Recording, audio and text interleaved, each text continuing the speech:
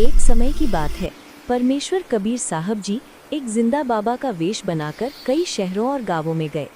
लोगों से एक रोटी मांगते रहे। उस समय अन्न का अभाव रहता था। बारिश पर खेती निर्भर थी, जिस कारण से अधिकतर व्यक्तियों का निर्वाह कठिनता से चलता था। जब परमात्मा चलते चलते उस नगर में आए जिसमें तैमूर लंग लुहार अपनी माता के साथ रहता था। तैमूर के पिता की मृत्यु हो चुकी थी। तैमूर लंग बहुत ही गरीब था। कभी भोजन खाने को मिलता, कभी नहीं। तैमूर अमीर व्यक्तियों की भेड़ बकरियों को चराने के लिए जंगल में प्रतिदिन ले जाया करता। निर्धनता के कारण तैमूर एक लोहार के यहाँ पर शाम को मजदूरी करता था। उससे भी अन्न मिलता था। तैमूर लंग की माताजी बहुत धार्मिक स्त्री थीं। कोई भी यात्री, साधु या सामान्य व्यक्ति द्वार पर आता था तो उसे खाने के लिए अवश्य आग्रह करती थीं। स्वयं भूखी रह जाती थीं। रास्ते चलते व्यक्ति को अवश्य भोजन करवाती थीं। जिस दिन परमात्मा जिंदा रूप में परीक्षा के उद्देश्य से आए, उस दिन केवल एक रोटी का आटा बचा था। तैमूर को भोजन खिला दिया था, स्वयं भी खा लिया था। शाम के लिए केवल एक रोटी का आटा शेष था। तैमूर लंग प्रतिदिन की तरह बकरियां चराने जंगल में गया था। उस दिन परमात्मा तैमूर लंग को मिले। बेटा, बहुत दिनों से भूखा हूँ, खाने को रोटी हो तो दे दो।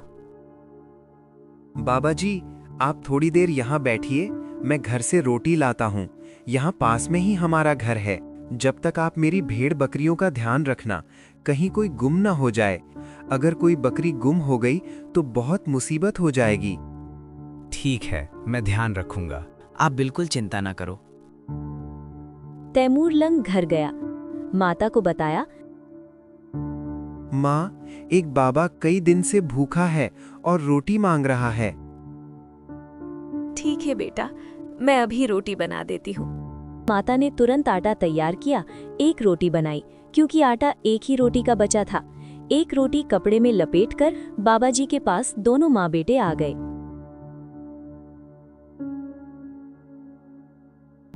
हे महाराज जी, भोजन करिए। ठीक है, लाओ माई, बहुत भूख लगी है। हे महाराज, हम बहुत निर्धन हैं, हम पर दया करो, कुछ रोटी का साधन बन जाए। कभी कभी तो घर पर खाने को अन्न भी नहीं रहता है। हे बाबा जी, दया करें। जिंदा बाबा ने रोटी खाई। तब तक माई ने आंखों में आंसू भरकर कई बार निवेदन किया। बाबा जिंदा ने रोटी खाकर जल पिया। बकरी बांधने की सांकल लेकर उसको तैमूर लंग की कमर में 7 बार मारा, फिर लात मारी तथा मुक्के मारे। लगता है मैंने बाबा को बार बार बोल दिया, जिससे चिढ़कर लड़के को पीट दिया। माफ करो बाबा जी, बच्चे से क्या गलती हो गई? बाबा जी माफ करो, बच्चा है। माई, इस एक रोटी के बदले तेरे पुत्र को मैंने 7 पीढ़ी का राज्य दे दिया है।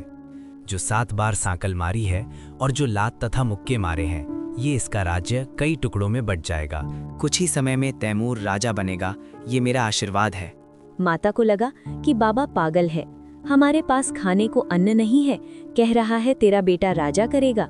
माई विचार कर ही रही थी कि बाबा जिंदा अंतर ध्यान हो गए। दोनों एकदम अचंभित हो जाते हैं। अरे, ये बाबा अचानक कहाँ गायब हो गया? कहीं सच में ये कोई फरिश्ता तो नहीं था? दोनों माँ बेटे घर आ जाते हैं। कुछ दिन बाद एक दिन गांव की एक लड़की को राजा के सिपाही उठाने की कोशिश कर रहे थे। तैमूर लंग दौड़ा दौड़ा गया, सिपाहियों को लाठी से पीटने लगा, परंतु वे 4-5 थे। उन्होंने तैमूर लंग को बहुत पीटा, मृत समझकर छोड़ दिया और लड़की को उठा ले गए। गांव में चर्चा चली कि तैमूर लंग ने बहादुरी का काम गांव की इज्जत के लिए किया। आज तैमूर ने उस लड़की की इज्जत बचाने के लिए अपनी जान की परवाह भी नहीं की।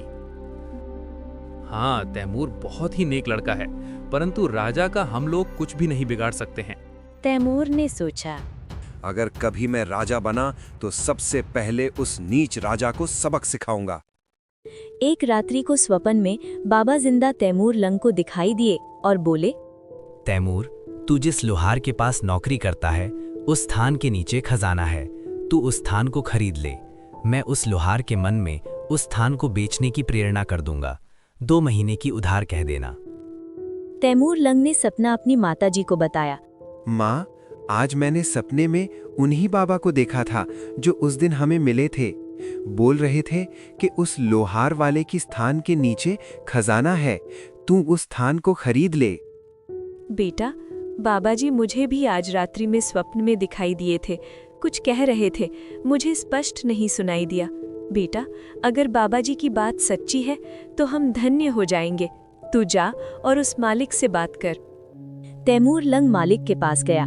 मालिक भी सोच रहा था, ये स्थान मेरे लिए कम पड़ गया है। मेरी दूसरी जगह जमीन बड़ी है, इसे कोई उधार भी ले ले तो भी दे दूंगा, और मैं अपने बड़े प्लॉट में कारखाना लगा लूंगा। मालिक, आपकी इस जगह को मुझे दे दो। मैं 2 महीने में आपको इस जगह के पूरे पैसे दे दूंगा। देख तैमूर, बात पक्की करना। जो समय रुपए देने का रखा जाएगा उस समय रुपए देने होंगे। तैमूर लंग ने उस जगह को ले लिया। दोनों माँ बेटे ने रात्रि में खुदाई की। उनको वहाँ बहुत सारा खजाना मिल गया।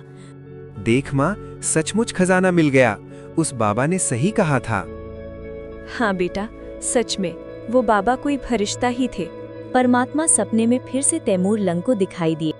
बेटा, खजाने से थोड़ा थोड़ा धन निकालना और पहले उससे 1-2 घोड़े लेना। उन्हें महंगे सस्ते लाभ हानि में जैसे भी बिके बेच देना। फिर कई घोड़े लाना, उन्हें भी बेच आना। जनता समझेगी कि तैमूर लंग का व्यापार अच्छा चल गया है। तैमूर लंग ने वैसे ही किया। 6 महीने में अलग से जमीन मोल ले ली। पहले भेड़ बकरियां खरीदी बेची, फिर सैकड़ों घोड़े वहां बांध लिए। उन्हें खरीदने और बेचने का कार्य किया। गांव के नौजवान लड़के नौकर रख लिए। बड़ा मकान बना लिया। तैमूर लंग को वो घटना रह रहकर सता रही थी कि यदि मैं राजा बन गया तो सर्वप्रथम उस अपराधी बेशरम राजा को मारूंगा जिसने मेरे गांव की इज्जत लूटी थी।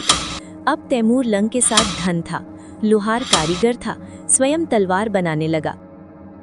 उस राजा को सबक सिखाना है जिसने अपने गांव की बेटी की इज्जत लूटी है। मैं सेना तैयार करूंगा। जवान लड़के सैकड़ों तैयार हो गए। इस प्रकार बड़ी सेना तैयार करके उस राजा पर धावा बोल दिया। उसे अपने अधीन कर लिया, उसका राज्य छीन लिया। धीरे धीरे तैमूर लंग ने इराक, ईरान, तुर्किस्तान पर कब्जा कर लिया। फिर भारत पर भी अपना शासन जमा लिया। तैमूर लंग को परमात्मा उसी जिंदा वाले वेश में फिर से मिले। जब वो 80 वर्ष का हो गया था, तब उसको समझाया कि भक्ति कर राजा, नहीं तो दोजख नरक में गिरेगा।